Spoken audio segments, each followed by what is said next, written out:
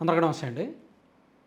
నిన్న సీఎం చంద్రబాబు నాయుడు గారు, deputy CM Pawan Kalyan గారు కలిశారు. వీళ్ళ కలయికలో పరిపాలనాపరమైన అంశాలు కొన్ని చర్చకొచ్చాయి, రాజకీయపరమైన అంశాలు చర్చకొచ్చాయి. రాజకీయపరమైన అంశాలు ఏంటంటే టీటీడీలో ప్రస్తుతం జరుగుతున్న అంశాలు, దానికి ఒక ముగింపు పలకడం అండ్ చైర్మన్ గారి చుట్టూ వచ్చిన ఆరోపణలు, సో దాని మీద ఎలా ప్రతిఘటించాలి, ఏం చేయాలనే ఒక యాక్షన్ ప్లాను. అలాగే కూటమి పరంగా నామినేటెడ్ పదవులు చాలా పెండింగ్లో ఉన్నాయి.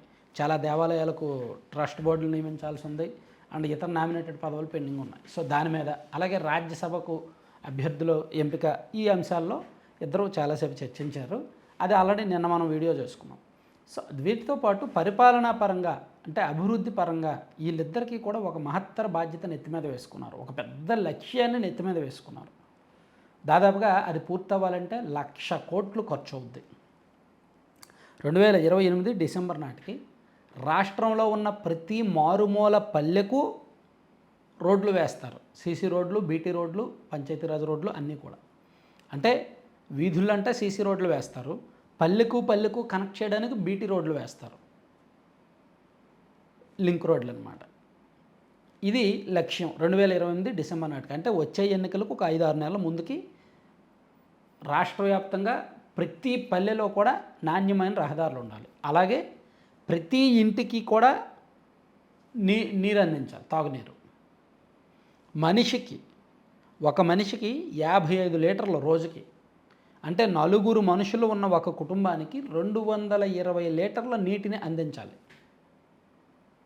సో ఇది సెంట్రల్ వాటర్ కమిషన్ వాళ్ళ లెక్క అనమాట, వాళ్ళ టార్గెట్.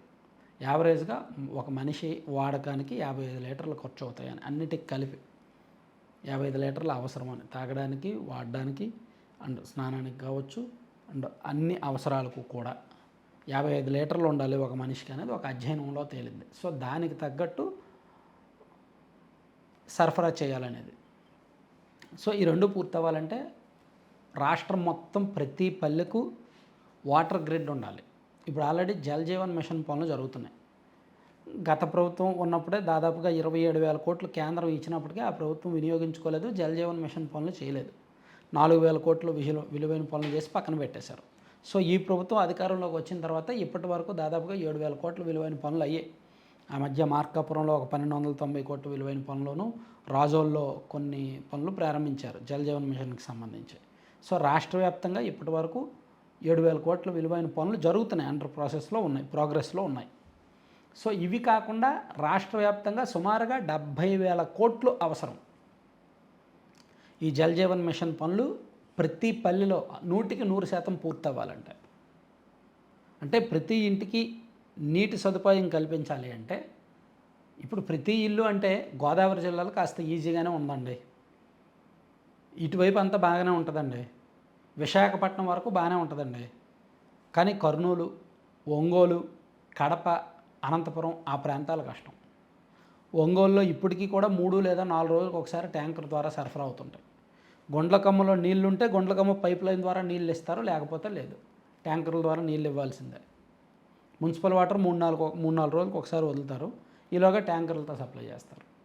అలాగే పశ్చిమ ప్రకాశంలో ఎర్రగొండపాలెం, పెద్దారవీడు, డోర్నాల, మార్కాపురము, అర్ధవీడు, రాచర్ల అటువైపు అయితే మరీ దారుణమైన పరిస్థితి. ట్యాంకర్లతో సప్లై చేయకపోతే నీళ్ళే ఉండవు అక్కడ. సేమ్ అనంతపురం కొన్ని ప్రాంతాల్లో అదే పరిస్థితి, డ్రాట్ ఏరియాస్. అండ్ కర్నూలులో కోసంగి అండ్ ఆలూరు ఆ ప్రాంతాల్లో కూడా అదే దారుణమైన పరిస్థితి ఉంటుంది. సో రాష్ట్ర వ్యాప్తంగా కూడా సుమారుగా ఒక 40 నుంచి 45% గ్రామాలకు ఇప్పటికీ కూడా తాగునీటి సదుపాయం అనేది లేదు, శాశ్వత ఇవి లేవు. సో ఇదంతా కూడా సొల్యూషన్స్ ఏంటంటే, ఇంటింటికి తాగునీరు అందించాలంటే దానికి సంబంధించి ప్రాజెక్టుల నిర్మాణం పూర్తవ్వాలి. ఆ ప్రాజెక్టుల నుంచి పైప్ లైన్లు వేయాలి, ప్రతి ఊరికి పైప్ లైన్లు వెళ్ళాలి, ఆ ఊరు నుంచి ప్రతి ఇంటికి కూడా కుళాయిలు వెళ్ళాలన్నమాట. ఇదంతా పూర్తి చేయడానికి ఉద్దేశించిందే జల్ జీవన్ మిషన్.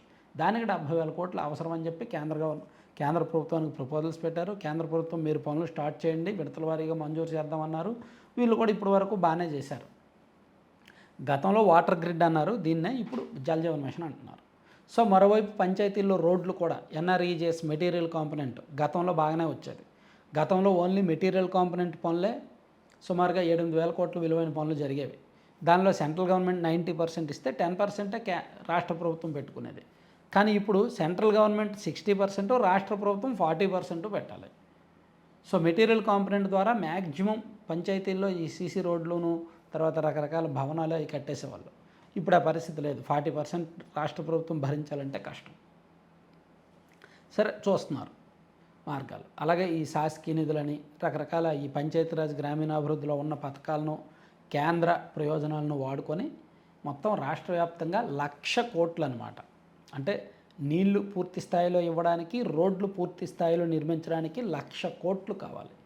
ఇప్పుడు మన రాష్ట్రం ఉన్న పొజిషన్లో, మన రాష్ట్రం ఉన్న బడ్జెట్లో, మన రాష్ట్రానికి ఉన్న ఆర్థిక ఇబ్బందుల్లో ఈ 1,00,000 కోట్లు ఒకవైపు అమరావతి కట్టాలా, అమరావతి రాజధాని నిర్మాణానికి కావాలా? ఆల్రెడీ 62,000 కోట్ల విలువైన పనులు అవుతున్నాయి. కొంతమందికి పేమెంట్స్ కూడా సరిగ్గా అందట్లేదని చెప్పి మొన్న ధర్నా చేశారు కార్మికులు, బిల్లులు సరిగ్గా రాలేదని. మరోవైపు పోలవరం ప్రాజెక్టుకి సంబంధించి పునరావాసానికి దానికి దీనికి ఇంకొక 25,000 కోట్లు కావాలి. వచ్చే సంవత్సరానికి పూర్తి చేస్తామంటున్నారు. అక్కడ చూస్తే పరిస్థితి ఒక క్లారిటీ లేదు. కేంద్రం ఎంతవరకు ఇస్తుందో తెలియదు. ఇలా రాష్ట్ర వ్యాప్తంగా చాలా ఖర్చులు ఉన్నాయి.